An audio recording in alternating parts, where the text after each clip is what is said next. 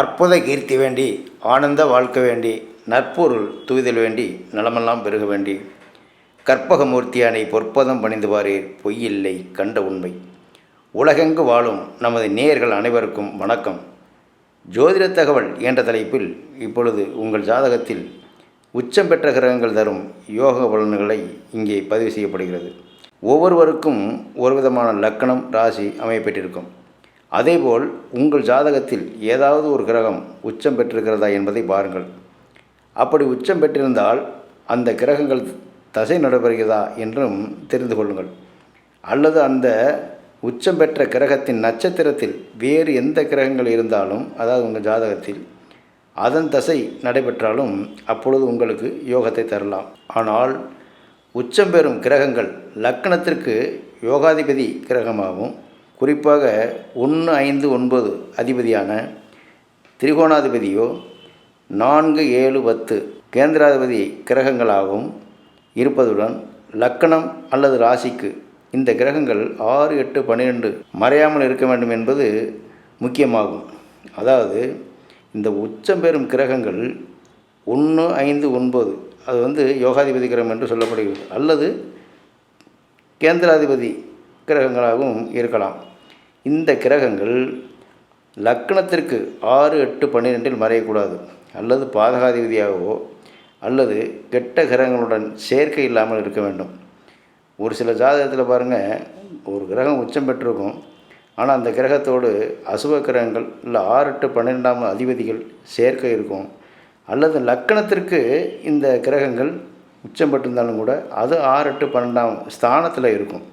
அப்போ அந்த மாதிரி இருந்து அது உச்சம் பெற்றால் முழுமையான ஒரு யோகத்தை கொடுக்காது, மாறாக அவயோகத்தை கொடுப்பதற்கு கூட ஒரு வாய்ப்புகள் இருக்குது. அப்போ அந்த உச்சம் பெறும் கிரகத்தில் இந்த மாதிரி ஒரு யோகத்தோடு அமையணும் என்றால் இந்த லக்னத்திற்கு நல்ல இடங்களான பூர்வ புண்ணிய இடங்கள் அல்லது பாக்கியாதிபதி அல்லது திரிகோணாதிபதி இந்த மாதிரி இடங்களில் இருக்கணும். இல்லை கேந்திரத்தில் அதை இருக்கலாம். இதுதான் முழுமையாக அந்த உச்சம் பெற்ற கிரகத்தினுடைய முழு பலனை அந்த ஜாதகர் அடைய முடியும். நல்ல ஒரு யோகத்தை சந்திக்கக்கூடிய ஒரு வாய்ப்புகள் இருக்கும். இப்போ குறிப்பாக சொல்வதென்றால், குரு உங்கள் ஜாதகத்தில் உச்சம் பெற்று தசை நட வரும்போது அதன் நட்சத்திரமான புனர்பூசம், விசாகம், புராட்டாதி நட்சத்திரத்தில் வேறு கிரகங்கள் இருந்து அது தசை நடைபெற்றாலும் யோகமான காலமாகும். இது போன்ற நேரங்களில்தான் ஒவ்வொருவருக்கும் வாழ்க்கையின் முன்னேற்றத்தை காண முடிகிறது. அப்பொழுதுதான் வீடு, மனை, இடங்கள், வாகனங்கள், எதிர்பாராத பொருளாதார சேர்க்கையில் ஏற்படுகிறது. இது மாதிரி யோகத்தை பெறவும் முடியும் என்பதை தெரிந்து கொள்வது அவசியமாகும். இப்பொழுது எந்த கிரகங்கள் எந்த ராசியில் உச்சம் பெறும் என்பதை முதலில் கவனியுங்கள். இப்போ இந்த ராசி கட்டத்தில் அமைந்துள்ள கிரகங்கள் அனைத்தும் உச்சம் பெற்றதாகும். அதாவது மேசராசியில் சூரியன் உச்சம் பெறும், ரிஷபத்தில் சந்திரன் உச்சம் பெறும், கடகத்தில் குரு பகவான் உச்சம், கன்னியில் புதன் உச்சம் பெறுகிறது, துலாம் ராசியில் சனி பகவான் உச்சம் பெறுகிறது, மகரத்தில் செவ்வாய் உச்சம் பெற்றிருக்கிறது, மீனத்தில் சுக்கிரன் உச்சம் பெற்றிருக்கிறது. இதுதான் கிரகங்கள் உச்சம் பெறும் நிலையாகும். அதாவது இந்த ராசி கட்டங்களில் இந்த கிரகங்கள் உச்சம் பெறும் இடமாகும். இந்த மாதிரி உங்கள் ஜாதகத்தில் ஏதாவது ஒரு கிரகம் உச்சம் பெற்றிருக்கிறதா என்பதை பாருங்கள். அப்போது இந்த உச்சம் பெற்ற கிரகங்களின் நட்சத்திர சாரங்களில் வேறு ஒரு கிரகங்கள் உங்கள் ஜாதகத்தில் இருந்து அது திசை நடைபெற்றாலும் கூட இந்த யோக பலன் இருக்கும் என்று சொல்லப்படுகிறது. அதுவும் குறிப்பாக நான் ஏற்கனவே இந்த புஷ்கரான வம்சம் கூட அந்த ஒரு பலன் ஒன்று இருக்குது. இப்போ இதே சந்திரனுடைய நட்சத்திரம் 2ஆம் பாதத்திலும், குருவோட நட்சத்திரத்தில் 2, 4ஆம் பாதத்திலும், சூரியனோட நட்சத்திரத்தில் 1, 4ஆம் பாதத்திலும், ராகுவோட நட்சத்திரத்தில் 4ஆம் பாதத்திலும், சனியோட நட்சத்திரத்தில் 2ஆம் பாதத்திலும், சுக்கிரனுடைய நட்சத்திரத்தில் 3ஆம் பாதத்திலும், இப்போ இது போன்ற கிரகங்களினுடைய இந்த நான் சொல்லப்பட்ட பாதங்களில் வேறு ஒரு கிரகங்கள் இருந்து அது தசை நடைபெற்றால் அப்பொழுதுதான் அந்த ஜாதகருக்கு மிகப்பெரிய யோகத்தை தரும் என்பது இங்கே ஜாதகத்தில் ஒரு குறிப்பாக அந்த யோக பலன் நடக்கும் என்பது ஒருவருக்கு சொல்லப்படுகிறது. சிலருக்கு யோகங்கள் நடக்கின்றது, வீடு, வாசல், வண்டி, வாகனங்கள் வாங்கி ஒரு நல்ல பொருளாதார உயர்வான நிலையில் இருப்பாங்க. அப்படிங்கிறத நம்ம சொல்கிறோம் அப்படின்னா, இந்த மாதிரி அவங்களுக்கு இந்த கிரகங்களுடைய அந்த பாதத்தில் இருந்து அந்த கிரகங்கள் தசை நடத்தும் பொழுது தான் அவர்கள் அந்த மாதிரி ஒரு யோகத்தை அனுபவிக்கிறார்கள். சிலருக்கு இது மாதிரி இந்த கிரகங்களுடைய அந்த பாதத்தில் எந்த ஒரு கிரகமுமே அமையப்பெறாமல், அது தசையும் இல்லாமல், எந்த ஒரு கிரகம் உச்சம் பெறாமல், ஆட்சி பெறாமல் இருப்பது, அதுதான் அவயோகமாக சொல்லப்படுகிறது. அப்போது இதுதான் இங்கே முக்கியத்துவம் வாய்ந்த ஒரு ஜாதகத்துக்கு ஒரு பலன் என்று நாம் தெரிய வேண்டியது முக்கியமாகும். இப்பொழுது உங்கள் ஜாதகத்தில் குரு உச்சம் பெற்றால் அதன் பலன்களை பார்ப்பதோடு, குருவின் ஆதிக்கம் பெற்றவர்களின் குணம் எப்படி இருக்கும் என்றால், இவர்களுக்கு தெய்வ நம்பிக்கை, பக்தி, ஒழுக்கம், பண்பாடு, கற்பொழுக்கம், கடமை, சாந்தம், பொறுமை, கண்ணியம், நேர்மை, மனிதநேயம், கட்டுப்பாடு, மதிப்பு, தனிமனித ஒழுக்கம், அடுத்தவர்களிடம் மரியாதையுடன் நடந்து கொள்வார்கள். ஒருவர் ஜாதகத்தில் குருபகவான் உச்சம் பெறும்போது தனவரவுகள் தாராளமாக இருக்கும். பொருளாதார முன்னேற்றத்துடன் செல்வ செழிப்போடு வாழ்க்கை அமையலாம். இவர்களின் பிள்ளைகளால் பெருமையடைவார்கள். தான தர்மம் செய்யும் குணம் உள்ளவர்களாக இருப்பீர்கள். குறிப்பாக மேசம் லக்னமாகி குரு 4ஆம் இடமான கடகத்தில் உச்சம் பெறும்போது நல்லதொரு வீடு, இடங்கள் அமைவதோடு வாகன யோகங்கள் அமைந்து செல்வாக்கான வாழ்க்கை ஏற்படலாம். சிலர் கனரக வாகனங்களை கொண்டு தொழில் செய்வார்கள். அதாவது பஸ், லாரி உரிமையாளர்களாகவும், ஆட்டோ, கார் உரிமையாளர்களாகவும், அதை வைத்து தொழில் நடத்துவராகவும், தீர்க்க ஆயுள் உள்ளவராகவும் இருக்கலாம். வாகன நாதன் 4இல் வந்திட ஆட்சி உச்சம். ஆகவே கேந்திர கோணம் ஆகினால் கீர்த்திமானாய், தேகமாய் கட்டில் மெத்தை சேத்திரம் நல்ல வீடும், பாகமாய் ஆயுள் தீர்க்கும் வாகனம் பாக்கியங்கள் என்று ஜாதக பாரிஜாதகம் சொல்கிறது. ஒருத்தர் ஜாதகத்தில் 4ஆம் இடம் வலுப்பெற்றால் மேற்கண்ட பலன்கள் நடைபெறலாம். இப்போ இதே போல் உங்களுக்கு விருச்சிகம் லக்கணமாகி அதில் செவ்வாய் ஆட்சி பெற்று மீனத்தில் சந்திரன் இருந்து குரு கடகத்தில் புனர்பூசம் நட்சத்திரம் 4ஆம் பாதத்தில் இருந்து அங்கே உச்சம் பெறும். அப்போ 5ஆம் பார்வையாக லக்கணத்தையும் 9ஆம் பார்வையாக ராசியும் பார்வை செய்வதோடு குரு தசை நடைபெறும்போது, அப்போது உங்களுக்கு குரு தசை நடைபெறணும். இப்போ விருச்சிகத்தில் லக்கணமாகி அது செவ்வாய் ஆட்சி பெற்று, லக்னாதிபதி ஆட்சி பெற்று, அதே மாதிரி 9ஆம் இடத்துல சந்திரன் இருந்து இது பார்வை செய்கிறது மட்டும் முக்கியமல்ல, இந்த குரு தசை இப்போ நடைபெறணும். அப்போ அந்த குரு தசைங்கிறது அதுவும் நல்ல வாலிப வயதில் அவர்கள் தொழில் செய்யக்கூடிய இல்லை வேலையில் சேரக்கூடிய ஒரு 24 வயசுக்கு மேலே இது நடந்தால் அந்த 16 வருஷம் அப்பொழுது தான் அவர்களுடைய வேலை வாய்ப்பு, தொழில் வாய்ப்பு இதெல்லாம் ஏற்பட்டு நல்ல ஒரு பொருளாதார மேன்மையோடு நல்ல ஒரு திருமணம் உரிய நேரத்தில் நடந்து குழந்தை குட்டிகளை பெற்று அவங்களுடைய அந்த வாழ்க்கையில் ஒரு சுகபமான வாழ்க்கைக்கு வீடு, வாசல், வாகனங்கள், நிலங்கள் இதெல்லாம் பூமியோ அவங்களாம் கொடுக்கக்கூடிய ஒரு சூழ்நிலை அப்பொழுது தான் அவர்களுக்கு அந்த நல்ல பருவகாலத்தில் ஏற்படும் போது நடைபெறும். இது மாதிரி ஒரு நல்ல திசைகள், நல்ல கிரகங்கள் இருந்து நடைபெறும் பொழுது தான் நான் மேற்கொண்ட சொன்ன மாதிரி அவர்களுக்கு ஒரு யோக பாக்கியமாக அமைந்து வாழ்க்கையில் முன்னேற்றத்தை காண்கிறார்கள்.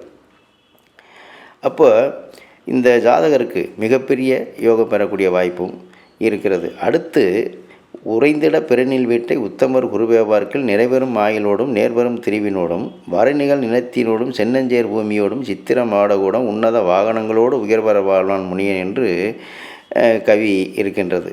இந்த பார்வை இந்த அமைப்புக்கு தான் இதையும் சொல்கிறது. அதாவது ஒன்று லக்கணத்தை பார்க்கணும், இல்லைன்னா ராசியை பார்க்கணும் குரு. அப்போ இது கடகத்தில் உச்சம் பெற்று லக்கணத்தை பார்க்குது, அங்கே ராசியும் பார்க்குது, சந்திரனை பார்க்குது இல்லையா 9ஆம் பார்வையாக. அப்போ சந்திரன் இருக்கிடம் தான் உங்களுக்கு ராசின்னு சொல்லப்படுது.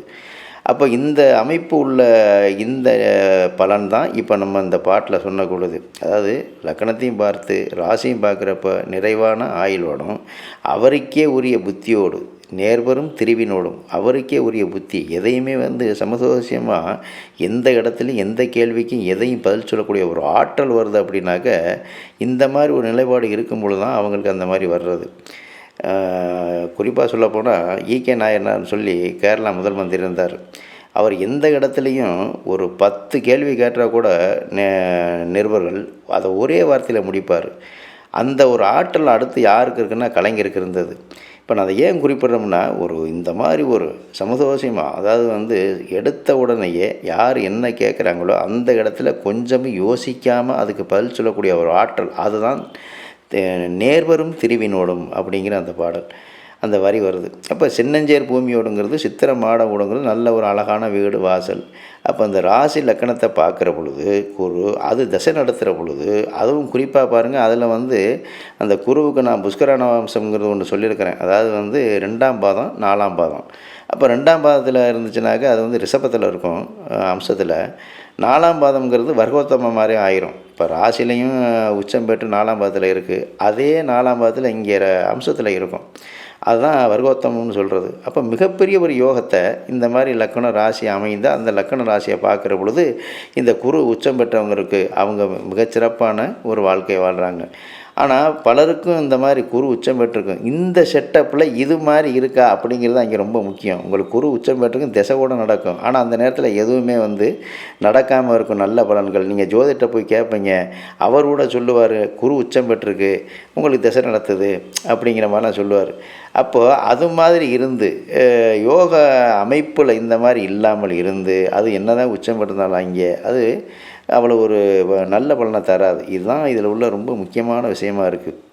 இப்போ இதை கூட நம்ம நேயர்கள் நிறைய பேர் இந்த பாத புஷ்கரான வம்சத்தினுடைய எந்த கிரகத்தில் எந்த கிரகத்தினுடைய நட்சத்திரத்தின் பாதத்தில் இருந்தால் இந்த யோகங்கள் தரும்னு நம்ம ஏற்கனவே பல வீடியோவில் குறிப்பிட்டதை பார்த்து நிறைய நேயர்கள் ஃபோன் பண்ணி அந்த ஒரு என்னங்க அது இந்த பாதம்னு சொல்கிறீங்களே, அது எனக்கு எத்தனாவது பாதம் அப்படின்னு சொல்லி கேட்குறாங்க. அப்போ எனக்கு எத்தனாவது பாதம்னு எடுத்தோன்னே கேட்குறாங்களே தவிர அது எடுத்தோன்னே சொல்ல முடியாது. நீங்கள் உங்களுடைய ஜாதகத்தை வந்து பார்த்தா தான் தெரியும். அப்போ உங்களுடைய ஜாதகத்தை நீங்கள் பார்க்குறாந்தா உங்களுடைய டேட்டா பற்றி டயத்தை அனுப்பிச்சிட்டு நீங்கள் இது மாதிரி இப்போ இந்த கேள்வியை கூட கேட்கலாம், உங்களுக்கு சொல்லப்படும் இல்லையா? அப்போ அவங்களுக்கு அந்த அப்போ தான் தெரியுது. இப்போ இந்த பாதத்தில் வந்து நல்ல பாதங்களில் அந்த கிரகங்கள் இருந்து தசை நடத்தினா அந்த யோகத்தை கொடுக்குதுங்கிற விளக்கம் சொல்கிற பொழுது அவங்க வந்து நமக்கு எந்த கிரகம் எந்த பாதத்தில் இருக்குன்னு தெரியலை அப்படிங்கிற மாதிரி ஒரு டவுட்டில் நிறைய பேர் ஃபோன் பண்ணி கேட்குறாங்கங்கிறது இதில் ஒரு விளக்கமாக நம்ம சொல்லப்படுறோம். இதே உங்களுக்கு இந்த டவுட்டு வரும். இப்போ குரு உச்சம் பெற்றிருக்கும், அது 4ஆம் பாதத்தில் இருக்கா அல்லது அங்கே வந்து பூசத்தில் இருக்கா அல்லது ஆயிலியத்தில் இருக்கா அப்படிங்கிறது முக்கியம். அதாவது அதில் ஒரு 9 பாதம் இருக்குது, அதில் 2.25 நட்சத்திரம் இருக்குது. இப்போ பூசம் ஆயில்யம் முழு நட்சத்திரம், அதில் 8 பாதம் இருக்குது. புனர்பூச நட்சத்திரம் 4ஆம் பாதம் மட்டும் இருக்குது. அப்போ 9 பாதம். இந்த 9 பாதத்தில் குரு வந்து கடகத்தில் உச்சம் பெற்றிருக்கிறது கரெக்டு தான். அந்த 9 பாதத்தில் எந்த பாதத்தில் எந்த நட்சத்திரத்தில் இருந்து திசை நடத்துது அங்கே தான் முக்கியம். அதுதான் நீங்கள் பார்க்கணும். சரியா? சரி, இப்போது இந்த மாதிரி இந்த கிரகம் இருந்து ராசி லக்கணத்தை பார்த்தா மேற்கண்ட பலன்கள் இருக்கும்போது நம்ம சொன்னோம். அதாவது நிறைவான ஆயுளோடும் நல்ல அழகான பங்களா போன்ற வீடு, கார் போன்ற வாகனம், பூமி யோகம் பெற்று உயர்ந்த நிலையில் வாழ்க்கை அமையும் அப்படிங்கிறது தான் இந்த பாடலுக்குள்ள அர்த்தம். குரு இதில் உச்சம் பெற்றால். அல்லது இதே விருச்சிக லக்கணத்திற்கு 9ஆம் அதிபதியான சந்திரன் கடகத்தில் இருந்து ஆட்சி பெற்று இப்போ இந்த விருச்சிக லக்கணம் அதே குரு அங்கே வந்து உச்சம் பெற்றிருக்கு, சந்திரனும் அதிலே இருக்குது. அப்போ அதுக்கு என்ன பலன் கொடுக்கும்? குருவோட சந்திரன் சேர்ந்திருந்தால் அது எப்படி இருக்கும் அப்படின்னாக்க, குருவுடன் மதியம் கூடி குணமுடன் நிற்க அல்லான் ஒருவருக்கொருவர் நோக்கி பார்த்திட உண்மையாக வரும் நர வாகனங்கள் வர்க்கமாய் சால்வை வர்க்கம் பெருக ஆவரண யாவும் பெற்றவன் இனிதே வாழ்வான். அதாவது ஆடை ஆவரணம் பல்லக்கு பரிவட்டம் பெற்று வாழ்வாங்கு வாழக்கூடியவனாக இருப்பான் என்று சொல்லப்படுகிறது இந்த பாட்டில். அதாவது குருவுடன் மதியம் கூடி குணமுடன் நிற்க அல்லால் ஒருவருக்கொருவர் நோக்கி பார்த்திட உண்மையாக வரும் நரவாகனங்கள் வர்க்கமாய் சால்வை வர்க்கம் பெருக ஆவரண யாவும் பெற்றவன் இனிதே வாழ்வான் என்று அந்த குருவும் சந்திரனும் சேர்ந்து இருந்தால் அதுக்கு அந்த பலன். அதே போல் கும்ப லக்கணம் இப்போ உங்களுக்கு இருக்குது, லக்கணம் கும்பம், அதே மாதிரி 6ல் உச்சம் பெற்றிருக்கு கடகத்தில் இந்த குரு, அந்த ஜாதகருக்கு எப்படி இருக்கும் அப்படின்னா, சொந்த தொழில் செய்வதை விட இவர்கள் உத்தியோகம் செய்வது சிறப்பாக இருக்கும். கல்வி குறைவாக இருப்பவர் கூட அவர்கள் தகுதிக்கு தகுந்த வேலைகள் இருப்பதும் வரக்கூடிய வருமானத்தில் பெரிய நஷ்டங்கள் வராது. அதாவது கல்வி உயர்வு அதிகமாக பெற்றிருந்தால் உத்தியோகம் பார்த்தாக்க பெரிய உயர்வான பதவி அதிகாரம் அப்படி இருக்கலாம். கல்வி கம்மியாக இருந்தது, இப்போ குரு உச்சம் பெற்றிருக்கலாம். சில பேருக்கு அடித்தட்டு மக்கள் கூட இப்போ பிளம்பிங் வேலை செய்கிறவங்க, எலக்ட்ரிக் வேலை செய்கிறவங்க, கட்டட வேலை செய்கிறவங்க, கூலி தொழிலாளி அவங்களுக்கெல்லாம் கூட குரு உச்சம் பெற்றிருக்கும். அப்போ அவங்க மட்டும் குரு உச்சம் பெற்றுச்சு ஏன் கூலி தொழிலாளர் இருக்கிறோம் அப்படிங்கிற ஒரு கேள்வி கூட இருக்கும். அதுதான் நான் முன்னாடி சொன்ன மாதிரி எந்த பாதத்தில் எந்த அம்சத்தில் எந்த லக்கணம் அவங்களுக்கு விழுந்திருக்குது, எங்கே ராசி இருக்குது, அதுக்கு தகுந்த மாதிரி தான் அந்த ஆதிபத்தியத்துக்கு தகுந்த மாதிரி தான் இந்த குரு உச்சம் பெற்றாலும் கூட அவங்களுடைய வாழ்க்கை தரம், அந்த வேலை வாய்ப்பு, அந்த தொழில், இது உத்தியோகம்லாம் இருக்கும். அப்போ இவர்களுக்கும் அது மாதிரி இருக்கும். அப்போ கல்வி வந்து குறைவாக இருந்தால் கூட இவங்க வேலையில் இருப்பது நல்லது. எது இந்த கும்ப லக்கணத்துக்கு குரு 6ல் உச்சம் பெற்றால், ஏன்னா 6ஆம் இடம் ஆகிட்டது இல்லைங்களா?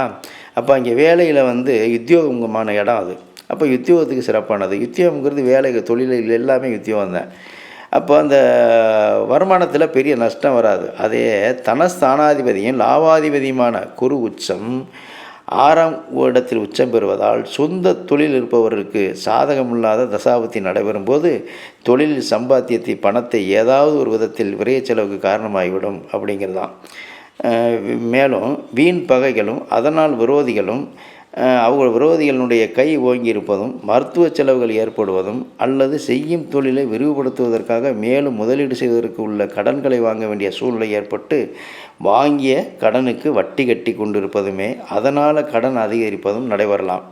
அதாவது இந்த 6ஆம் இடத்தில் உச்சம் பெறும் குரு சம்பாத்தியத்தை கொடுக்கும் யாருக்கு? சொந்த தொழில் செய்கிறவங்களுக்கு. நல்ல தசாகாலம் இருக்கும் வரை அது நடைபெறும். எது நல்லதாக கூட இருக்கும், ஓஹோன்னு இருக்கலாம், நல்லா இருக்கும், அவங்க தொழில் செஞ்சு அந்த தொழிலில் முன்னேற்றம்லாம் இருக்கும். ஆனால் அந்த கடைசி நேரத்தில் இவங்களுக்கு அந்த ரோக சத்துருன்னு மருத்துவ செலவில் விட்டுரும், இல்லை வீண் விரயத்தில் விட்டுரும், இல்லை நம்ம சொன்ன மாதிரி அந்த சம்பாத்தியத்தை சம்பாரித்து அதுலேயே விரிவுபடுத்துகிற மாதிரி அதில் இம்ப்ரூவ் பண்ணுற மாதிரி அதுக்குள்ளே போட்டு அந்த ரொட்டேஷன் பண்ணிக்கிற மாதிரி சூழ்நிலையே கொடுத்து கடைசியில் ஒரு வேளை அசுப தசைகள் நடக்கிற பொழுது சராசரி நிலை கொண்டாந்து விட்டுரும். எந்த அளவுக்கு டாப்பில் கொண்டு வச்சோ அதே அந்த உயர்வு அப்படியே சராசரி நிலைக்கு நார்மலாக கொண்டாந்துடும். அந்த பணத்தை சம்பாரித்ததெல்லாம் ஒரு சேஃப்டியாகி ஒரு முழுமையான சேர்க்கையில் அசையா சொத்துக்கள் மேலே இருக்கக்கூடிய இருப்பு உயர்வு அப்படி இல்லாமல் சம்பாதிப்பீங்க. அது அந்த காசை அதிலே போட்டு பெரட்டி தேவையை மட்டும் அந்த நேரத்தை பூர்த்தி பண்ணுவாங்க. ஒரு சராசரியாக ஒரு சூழ்நிலையை கொண்டு வந்துடும் பொருளாதாரத்தில். அப்போ சந்திரன் செவ்வாய் சனி இந்த தசாகாலங்களில் அனைத்தும் காணாமல் போயிடும் அப்படிங்கிறதான். இப்போ நான் சொன்னல எந்த திசை நடந்தால் நல்லாயிருக்கும், எந்த திசை இந்த 6ஆம் இடத்துல இருந்து தசை நடத்துகிற பொழுது குரு உச்சம் பெற்றிருந்தால் இந்த சந்திரன் செவ்வாய் சனி இந்த தசாகாலங்களில் கண்டிப்பாக அது காணாமல் போயிடும்.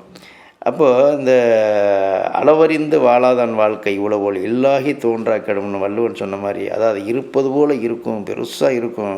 இப்போ சில பேர்லாம் பாருங்கள், சூப்பர் மார்க்கெட் ஆரம்பிப்பாங்க, பழமுதிர் சோலை ஆரம்பிப்பாங்க, அவங்களுக்கு தொழிலே அது தெரிஞ்சிருக்காது. ஆனால் அந்த நேரம் வந்துடும். அதாவது ஒரு பெரிய தொழில் செய்கிற மாதிரி சூழ்நிலையை கொடுத்துடும். கொஞ்ச நாள் நல்லாயிருக்கும் இடைக்காலத்தில் கோச்சாரத்தில். அப்போ அந்த தொழிலில் இறங்கிடுவாங்க. இது மாதிரி பெரிய பெரிய தொழில் நிறுவனத்தெல்லாம் இறங்கினவங்களாம் உண்டு.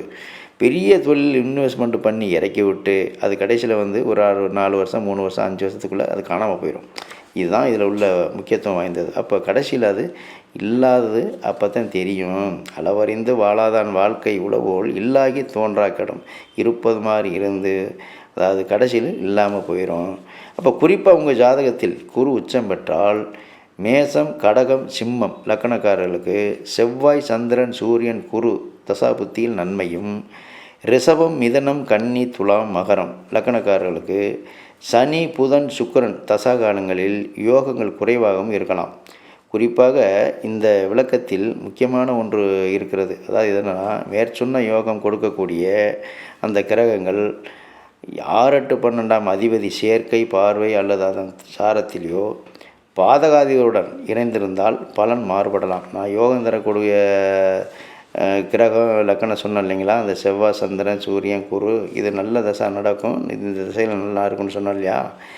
இது இருந்தாலும் அந்த கிரகங்களே இந்த 6, 8, 12ஆம் அதிபதி சேர்க்கை அல்லது அதனுடைய சாரம் அல்லது பாதகாதிபதி சேர்ந்திருந்தால் அங்கேயும் பலன் மாறுபடும். அதையும் பார்க்க வேண்டியிருக்கு, எந்த அளவுக்கு வலுவாக இருக்குன்ட்டு. அதே போல் மேற்சொன்ன அசுப பலன்கள் தரக்கூடிய கிரகங்கள்னு ஒன்று சொல்லியிருக்கேன். அது சுபசாரம் பெற்று சுபக்கிரகம் பார்வை சேர்க்கை பெற்றிருந்தாலும் சுப ஆதிபத்தியம் பெற்றிருந்தாலும் நன்மையான பலன் நடக்கக்கூடிய வாய்ப்பும் உள்ளது. இப்போ அந்த சனி புதன் சுக்கிரன் அந்த தசாகாலத்தில் சரி இருக்காது, நடுநிலையான பலன் தான் கொடுக்கும்னு சொன்னீங்களா.